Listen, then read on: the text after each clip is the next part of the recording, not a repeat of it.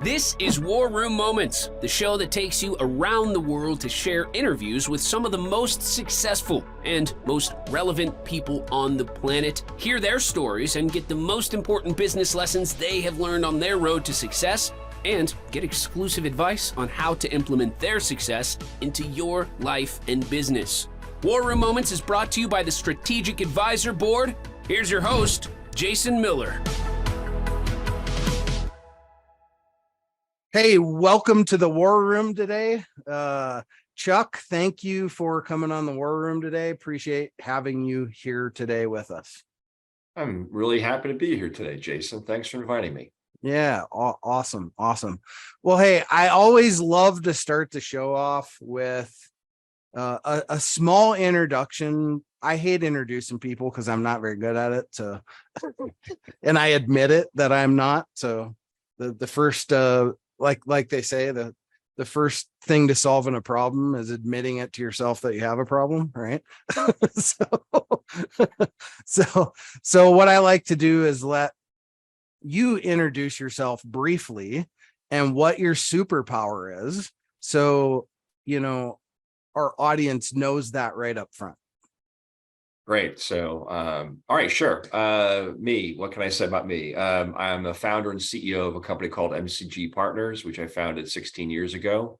We're a leadership, talent, and organizational optimization firm, consulting firm.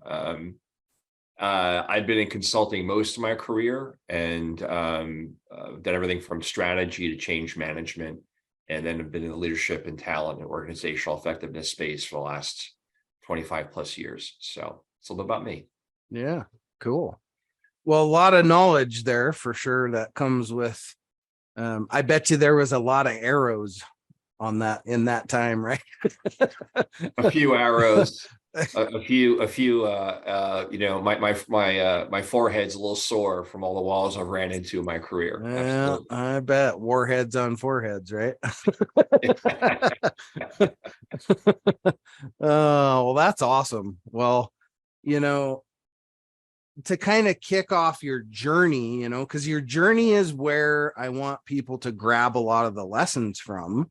And so I always like to kind of ask, did you grow up in a family of entrepreneurship? Was that something that you grew up with? I did not. Okay. I grew up in a very humble environment. Both my parents were from Europe. I'm first generation American. My father unfortunately passed away in a car accident when I was 2.5. And my younger sisters were 1.5 years and 6 months old. My mother didn't have any money, didn't speak English, didn't have a job. So that's kind of how we started off in the US, and grew up outside of New York City. It was a tough childhood. I'm not going to lie, not only just financially, but just trying to figure out how to be an American. And I didn't start speaking English till I got to grammar school. And then, growing up without a father and with a mother who's trying to make ends meet wasn't that easy, honestly. But, I think there was something always inside me and it took a while, by the way, because I coasted through high school, coasted through college. I was smart. I got by, I did well, had friends, played sports, was active, but I really was trying to figure out who I was and what my life was going to be about. Yeah. It's interesting because, I often say there's some element of everybody's life that ended up driving them to entrepreneurship, right? Be it there was sports involved, it was the military, the high performance things. Those folks seem to really gravitate to the entrepreneurial world. And it kind of sounds like that's kind of part of the journey that you made there. And when did the bug get you? When did that happen? Yeah. It's funny, I think for all of us, and I think it's just a really important question. I do this with our clients, and not only me, but my team, my organization. Understanding your journey, where you are in your journey, is really critical. Understanding what are those experiences that shaped and formed you. So, for example, I remember in high school, I was forced to go to a private school, which I ended up paying for, by the way. That's a whole nother story. But I failed one course. That's all it takes to get thrown out. And I remember sitting down with the principal of the school, the dean of students, and they sat down with me and said, "Look, you've got all this potential. We think you're really have great future. We want to give you another chance. And you got to go to summer school. You got to get at least a B. And if you do, you're going to come back. We want you back. And I kind of went away feeling sorry for myself. And I was frankly angry at the world and blaming everybody for all my problems. And all of a sudden I realized, wait a minute, I'm doing this to myself. I'm causing this. I'm the one who failed. So I get angry at me. I started finally taking, and that was end of sophomore year in high school. That was a really, very pivotal moment in my life where I finally took ownership for me and my results and my activity. And you're right, sports was huge. Sports was my outlet. I found something that I could be competitive in, and I am a competitive person. And by the way, I do think that's critical to be an entrepreneur. You have to be competitive. You have to have a drive. You have to have ambition. You have to have discipline, not just ideas and passion. And you have to have resilience, and you have a work ethic. And all those things sports helped me with. And I found something I could excel in. But that moment in my time in high school became very, very pivotal for me in terms of realizing, wait a minute, I got to take ownership and responsibility for my results and my actions and my behaviors. Yeah, that's huge. You hear, ownership it's a huge key in pretty much everything in our life, right? We hear ownership in business, but ownership in just our personal lives too, right? Whether it's with our kids and just learning to set the phone down and being present and all those kind of things. But I can't remember who it was. Jocko, I don't remember. He's a former Navy SEAL. He wrote the book Extreme Ownership, right? I don't know if you've ever read that book, but his story is extremely powerful in how he accepted ownership of that situation, and there was no repercussion for him because he didn't put it on other people, right? And I think that's a huge key to the success of businesses. Just because we sit up here on this pedestal as CEOs, we're still need to hold ourselves accountable to our teams, just like, that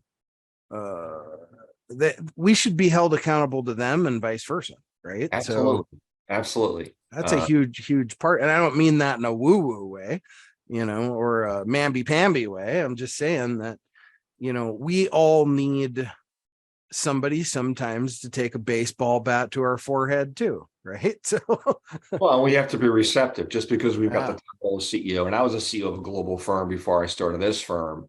And if you're not open and receptive to feedback and input, if you're not willing to have people tell you exactly the way it is and hit you between the eyes, you're not going to be successful. You got to be humble enough to be able to say, what's the feedback? What do I need? I mean, I remember, and I have this in my book, and I mentioned I wrote a book, but I wrote a leadership book called The Rise of the Agile Leader. Can you make the shift?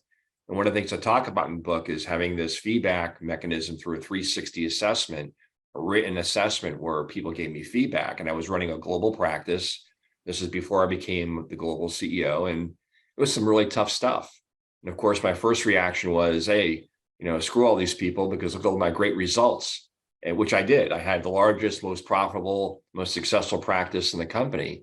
And my CEO, who's a great mentor, by the way, laughed and said, I kind of had a feeling you were going to say that. And he goes, look, you're always going to be successful. You care about people. You're smart. You're hardworking. You get results. But if you want to be a CEO one day, or whatever else you want to do in your career, you got to understand the leadership part of your job, not just the management part of your job. And that really resonated. That became another big moment in my career. And I got tons of moments I can reflect on in my life and my career that really were pivotal. And that's the key thing. I mean, you have to take the time. We're always running so hard, Jason, whether you're an entrepreneur, whether you're striving to be an entrepreneur, or you're an executive, or you want to continue to move up the chain in your career, but you got to pause and reflect. Are you learning those lessons? Do you have mentorship? Don't try to do it alone. I know so many people that and I was one of them, by the way, that just try to do it on your own. And yeah, you can get far. You're smart and hardworking, and you learn, and you can pivot. But have people around you that can give you some honest, good feedback. Doesn't mean that you always have to listen to them, but you need feedback. You need to get feedback about how you're working with your people, how you're working in the marketplace, what success is, all those kind of things. Yeah, for sure. One of the sayings I absolutely, and I mean, like you said, we're all guilty of it, right? But But I don't believe that any business owner should ever have to live on an island. If you're on an island, it's because you want to be there by yourself, right? So, whether that's ego or, the list of 100 other things, right? That could be, but nobody has to live on an island. That just means that you want to be on an island, and you want to just have that mentality of it's all mine, right? It's my baby, right? The my baby and I birthed it theory, right? And only I know best, those kind of things. And I don't know, I think we've learned a lot of lessons in the last 3 years when it comes to how that agile adaptability better be working in your company. Otherwise, and being able to deal with people that, because that market shifted, right? It became an employee's market, not an employer's market. Yeah. But that doesn't mean there wasn't a lot of talent. People complained about, oh, nobody wants to work. No, there's a lot of people that want to work. It's probably Absolutely. Mostly just you. It's you, and if you created the right work environment and you treat Mhm. people the right way. I mean, it doesn't, Right. it really comes down to that. We do a lot of work around culture and leadership effectiveness, obviously based upon what I told you, but I got to tell you, I don't care what industry you're in, how big or small you are, how many employees you have, it all comes down to how you treat your people, and what kind of work environment you've created. And if you're not Mhm. focused on those two things, is really one of your number one competitive advantage. You're not going to retain talent. You're not going to develop your talent, and you're not going to be able to be successful as a business. You're just not. Right. It's for an individual contributor. So that to me is the if you want the key thing that people need to focus on, it's those two things. Yeah. Yeah, for sure. Yeah. And, I listen to people grumble and complain and, oh my God, the millennials are in their 40s and they're working and they have kids. Can we please stop? Right. I mean, oh, well, then it's the Gen Zers, they just don't Right. want to do anything. Well, I got 2 Gen Zers and they're both productive. They're both productive humans in society. So with every generation, there's some dirt bags, right? Absolutely. Let's not bring the whole right. There are some, to your point, there's some very competent of every generation, and I've got 4 Mhm. kids myself, right? So Yeah. it comes down to, let's not stereotype and tag people. Let's evaluate them and assess them, and we give them opportunities individually. Yeah. Yes, people of the new generation have a different mindset and different skills and different areas of abilities and focus and expectations. Okay. Well, as an organization, you got to adjust. And yes, you use the word agile. We've got to be able to be flexible and pivot. And Hmm. the world's changing constantly. And we talked about before the podcast, if you don't keep up with the times, whether it's how you leverage social media or frankly, how the environment you create for all your generations of employees, you're not keeping up with the times. So you have to constantly be focused on that. Right. Yeah. And it's like, a lot of people have this idea that, the work life balance thing, which I'm not even sure is actually a thing, completely, but it's like getting that perfect. Just be happy if you get halfway there, right? And if you're halfway there, right? Because I can't remember who said it, but anyway, it doesn't matter. But with all things in life, we have overhead, right? So, if you're a Supreme Court justice, there's probably parts of being a Supreme Court justice you don't like, right? Nothing's ever going to be perfect. And I think a lot of people strive for this like perfection model and things like that. And it's not going to happen, right? Let's get to the 50% and be happy with the 50%, because like the president, you're never going to make everybody happy, right? So Yes. it's impossible. Yes. Well, it's no, they'll always seek perfection. It's also a level of tolerance. Mm, We have to make sure we have a level, not just empathy, but tolerance of opinions, ideas, suggestions, failure. right? I mean, getting comfortable with failure. I mean, as you know, no one gets it right the first time. It's rare. And Yeah. people have to learn how to fail, and people have to learn how to, overcome that. People have to learn how to have healthy conflict. Things don't happen in a kumbaya environment, right? You have to be able to have healthy discussions and healthy disagreements and healthy debate. And I use the word healthy because yes, it can be unhealthy, but there has to be tolerance and respect and trust to be able to have all those kind of things. And again, whether it's two people, a team, an organization, those are some really key characteristics of people and organizations to be successful. Yeah. Yeah. The stand on your desk methodology is definitely, that may have been a thing of the past, right? Right. Like my neighbor, he's 80, right? And he was a Fortune 50 CEO and all that stuff, right? And he, on his desk for his entire career, was a little plaque. He still has it. He's reminded me several times that and it says, "You're entitled to your wrong opinion." Right? So it's like, that worked back then 30 years ago, but that's not the culture we're in today. And you just can't have that mentality today. And because, and there again, why would you anyway? I mean, I spent 23 years in the military, but that was different. There was lives on the line, so it was a little different story. There's nothing we're doing in our business today where somebody's gonna die. So Oh, absolutely. Right. What I would say that to though is if you want to be innovative, and innovative means everything, and that doesn't just mean new products and services. It means how we service our clients, how we operationalize things, how we execute, how we manufacture, how we make decisions, how we have meetings, right? So innovation is in every aspect of how we work.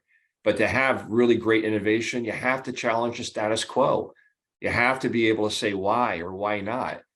You have to have courageous dialogue. You have to be able to get uncomfortable and step out of your comfort zone. So it's a contrast in some of the complexities we're dealing with society today.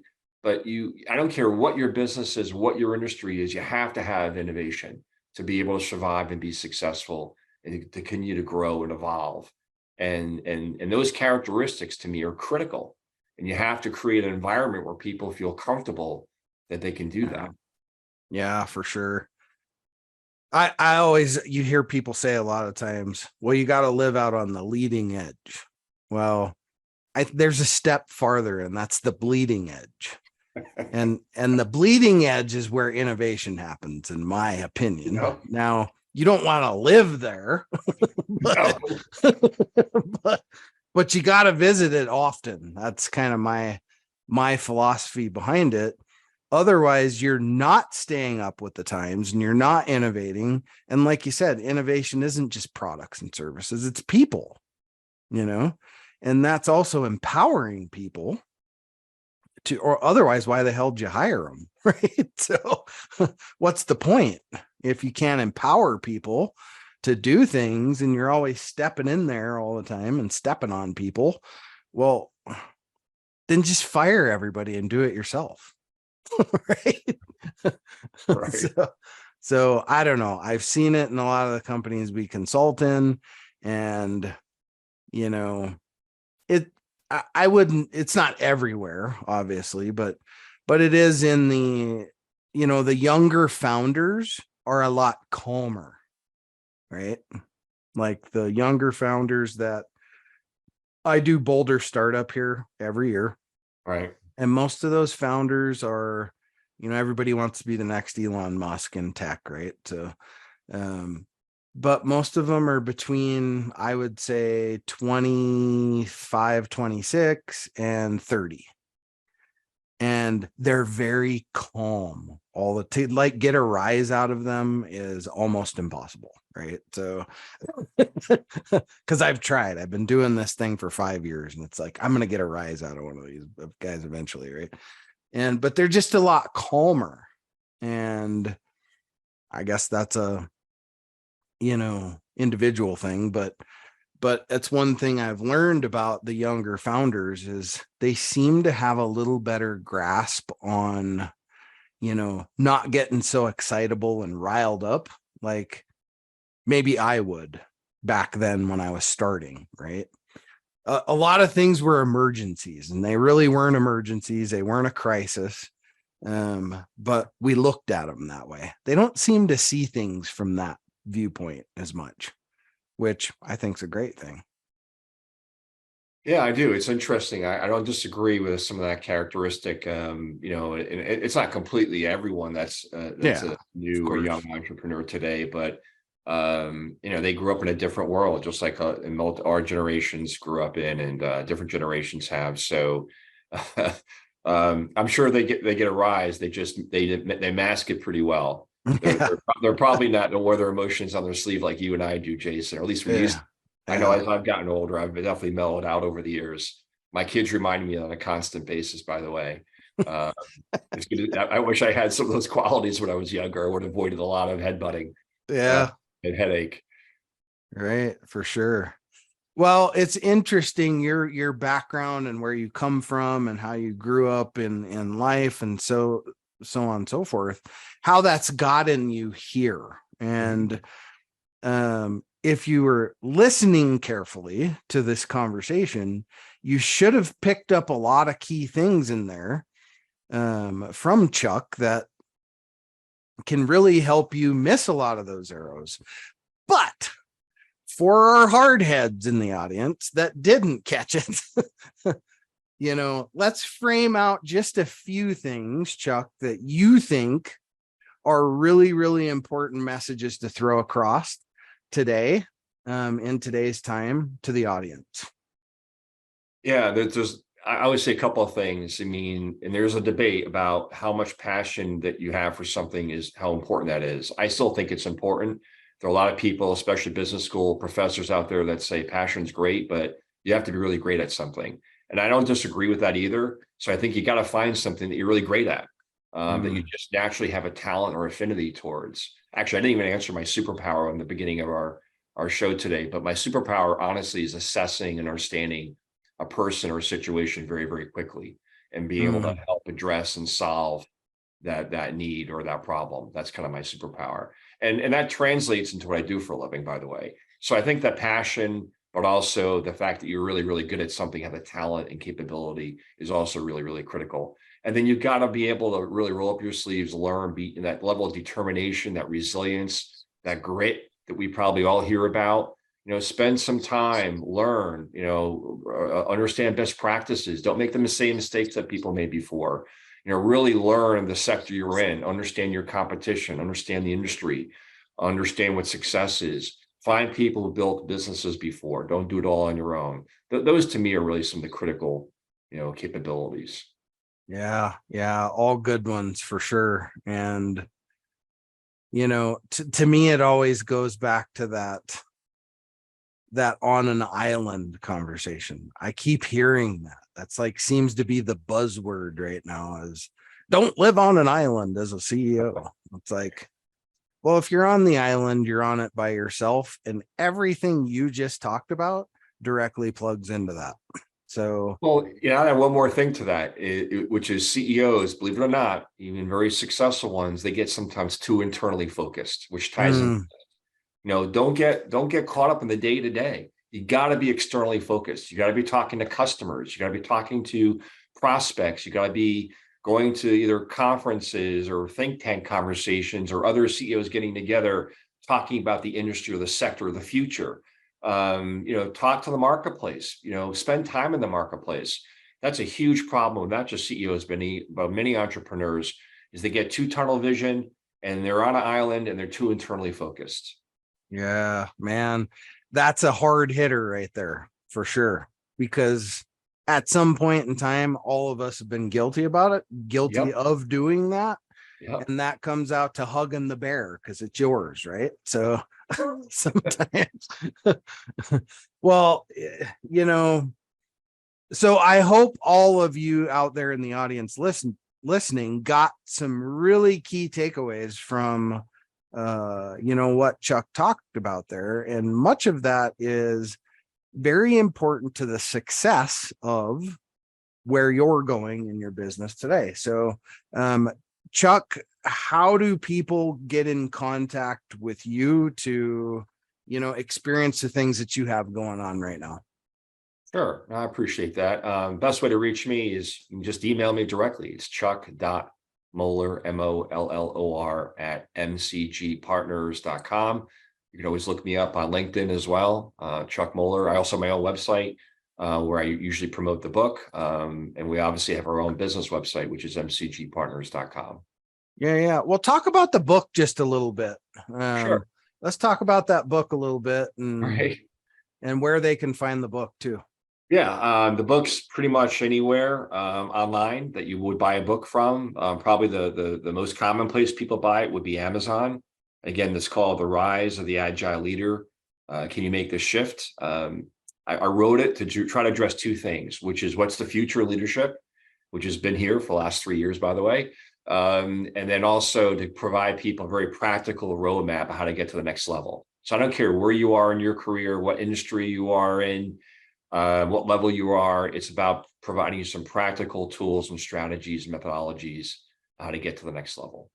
Awesome. Meeting people where they are. Mm-hmm. That's key, right? Yeah. Not where you want them to be, where they are today. So awesome. Well, kind of the $1 million drum roll here, right? To kind of end the show here. And just to kind of get into the psyche a little bit of how you think, right? Is if you could have invited anybody to the show today, dead or alive, any point in time, to be here and participate, talk, or just listen in, who would have you loved to have here today and why them? Man, I'm going to cheat a little bit because I would say I give you an A and B an answer. One would be my younger self, so I could actually have learned a little easier. And then B, just on a purely emotional, because I'm thinking, someone who transformed the world, earlier in our life, in our history would be a really cool answer. But I would say my father, because I didn't get to know my father. My father died when I was 2.5, so it would have been pretty cool to have my dad on and see what I turned into. So that's how I would answer. Yeah, that's a great answer, actually.